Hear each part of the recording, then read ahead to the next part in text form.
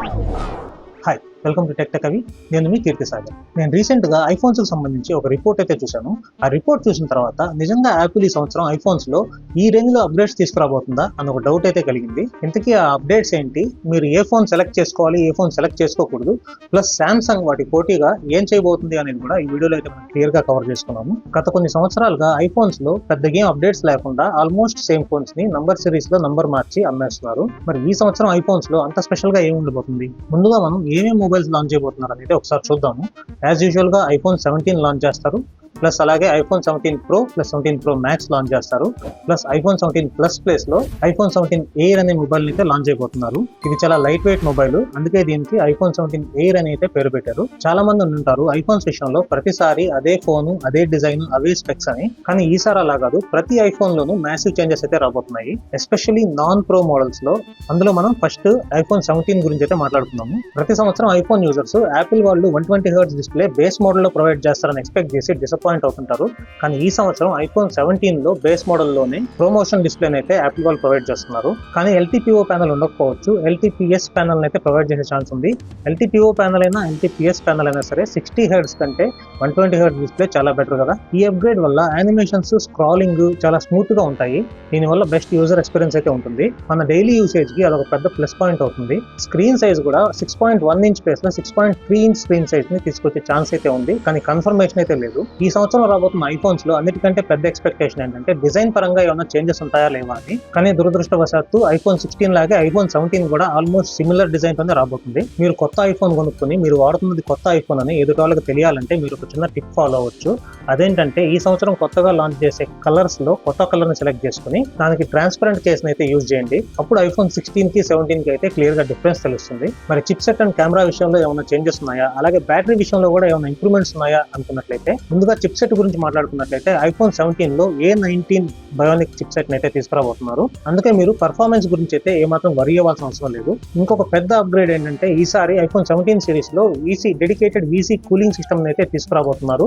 దీనివల్ల ఫోన్ ఎక్కువ హీట్ అవ్వకుండా ఉంటుంది. మీరు హెవీ యూసేజ్ కానీ గేమింగ్ కి కానీ వాడేటప్పుడు అయితే మీకు ఒక పెద్ద బోనస్ అవుతుంది అనమాట. ఇక కెమెరాస్ గురించి మాట్లాడుకున్నట్లయితే ఐఫోన్ 16 లాగే ఐఫోన్ 17 సిరీస్ లో కూడా సేమ్ రియర్ కెమెరాసే ఉంటాయి. కానీ ఫ్రంట్ కెమెరాస్ విషయంలో మాత్రం ఒక పెద్ద అప్గ్రేడ్ అయితే రాబోతుంది. అదేంటంటే 24 మెగాపిక్సెల్ ఫ్రంట్ కెమెరా అయితే ప్రొవైడ్ చేస్తున్నారు. ఈసారి కెమెరాస్ విషయంలో ఇంకొక ఎక్స్పెక్టేషన్ కూడా ఏంటంటే వాళ్ళు అల్ట్రా వైడ్ కెమెరాని కూడా ఎంతో కొంత ఇంప్రూవ్ చేస్తే బాగుంటుందని. కానీ దానికైతే అవకాశం లేనట్లే కనిపిస్తుంది. కానీ కనీసం ఫ్రంట్ కెమెరా విషయంలోనైనా ఎంతో కొంత ఇంప్రూవ్మెంట్ వస్తున్నందుకు సంతోషించాల్సిన విషయమే. అలాగే ఈసారి బ్యాటరీ కూడా పెద్దది తీసుకురాబోతున్నారు. 3300 mAh బ్యాటరీని అయితే ప్రొవైడ్ చేసే ఛాన్స్ ఉంది, with 35W fast charging support తో రాబోతుంది అనమాట.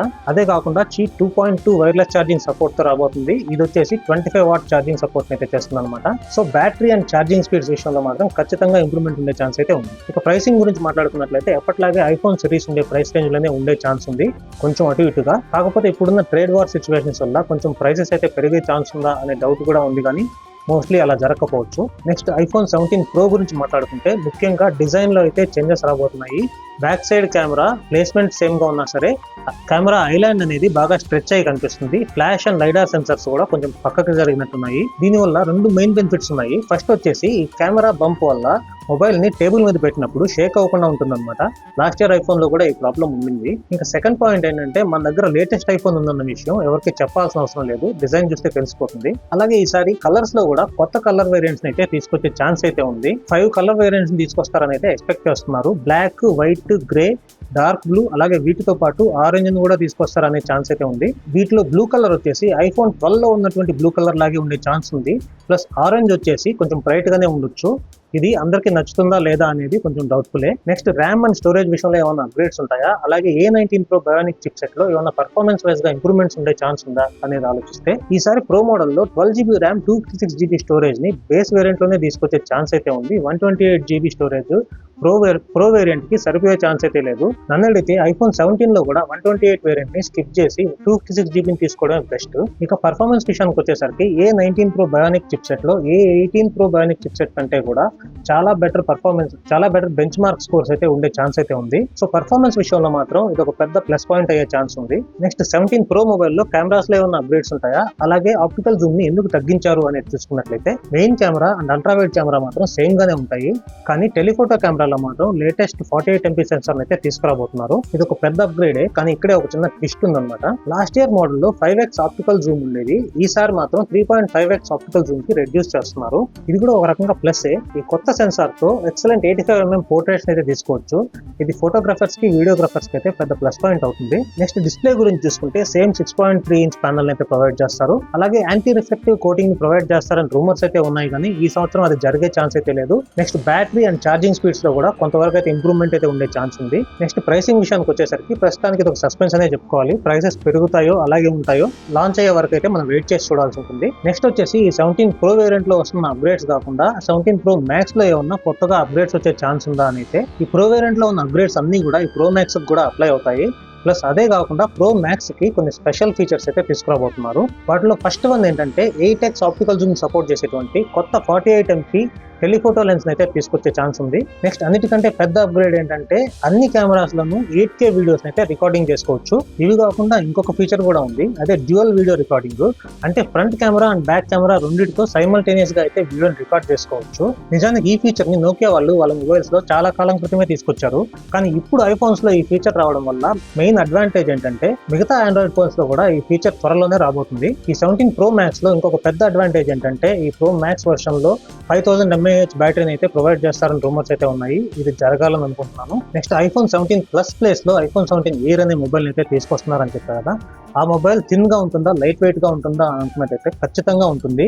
అందుకే దానికి iPhone 17 Air అని అయితే పేరు పెట్టారు. కానీ దీనివల్ల ఒక విషయంలో అయితే కాంప్రమైజ్ అవ్వాల్సి ఉంటుంది, అదే బ్యాటరీ. ఫోన్ చాలా సన్నగా ఉండడం వల్ల బ్యాటరీ కూడా చాలా తక్కువ ఉండే ఛాన్స్ ఉంది. కానీ బెటర్ ఆప్టిమైజేషన్ తో అయితే బ్యాటరీ లైఫ్ అయితే కొంతవరకు ఎక్స్టెండ్ అయ్యే ఛాన్స్ అయితే ఉంది. ఈ iPhone 17 Air అనేది 6.6 ఇంచ్ 120Hz AMOLED డిస్ప్లే అయితే రాబోతుంది. A19 Pro బయోనిక్ చిప్ ని ప్రొవైడ్ చేస్తున్నారు, కానీ మిగతా వేరియంట్స్ తో పోలిస్తే GPU కోర్స్ అనేవి కొంచెం తక్కువ ఉండే ఛాన్స్ అయితే ఉంది. ఇందులో ప్లస్ పాయింట్ ఏంటంటే ఇందులో కూడా డెడికేటెడ్ వేపర్ కూలింగ్ ఛాంబర్ అయితే ప్రొవైడ్ చేస్తున్నారు. ఇది ఫోన్ ఎక్కువ హీట్ ఎక్కకుండా కంట్రోల్ చేస్తుంది. బ్యాటరీ 2900 mAh అయినప్పటికీ ఎక్కువ హీట్ ఎక్కకపోవడం వల్ల బ్యాటరీ లైఫ్ అనేది కొంచెం ఎక్స్టెండ్ అయ్యే ఛాన్స్ కూడా ఉంది. ప్లస్ ఈ మొబైల్లో ఈ సిమ్ మాత్రమే ఉండే ఛాన్స్ ఉంది, ఫిజికల్ సిమ్ ని రిమూవ్ చేస్తున్నారని అయితే చెప్తున్నారు. ఇక దీని ప్రైస్ కి వచ్చేసరికి వీళ్ళు డిస్కంటిన్యూ చేసిన ప్లస్ సిరీస్ ప్రైస్ రేంజ్ లోనే ఉండే ఛాన్స్ ఉంది. ఈ విధంగా ఈ సంవత్సరం రాబోతున్న iPhone 17 సిరీస్ మొబైల్స్ అన్నిటిలో కూడా చాలా పెద్ద అప్గ్రేడ్స్ అయితే వచ్చే ఛాన్స్ అయితే ఉంది. మీరు వీటిలో ఏ ఫీచర్స్ గురించి బాగా ఎక్సైట్ అవుతున్నారు, ప్లస్ ఏ మోడల్ గురించి ఈగర్ గా వెయిట్ చేస్తున్నారో కామెంట్ సెక్షన్ లో అయితే తెలియజేయండి. నేను ఈ వీడియో స్టార్టింగ్ లో చెప్పినట్లు Samsung వాళ్ళు iPhone 17 సిరీస్ మొబైల్స్ పోటీగా ఏం చేయబోతున్నారని చెప్తా ఉన్నారు కదా. Samsung S25 FE మొబైల్ అయితే లాంచ్ అయిపోతున్నారు. మరి దీంట్లో ఏమన్నా పెద్ద అప్గ్రేడ్స్ ఉంటాయా? ఇందులో డిజైన్ అండ్ ప్రైసింగ్ మాత్రం ఆల్మోస్ట్ సేమ్ గా ఉండే ఛాన్స్ అయితే ఉంది, కానీ ఈసారి Exynos 2400 ప్రాసెసర్ తో అయితే రాబోతుంది.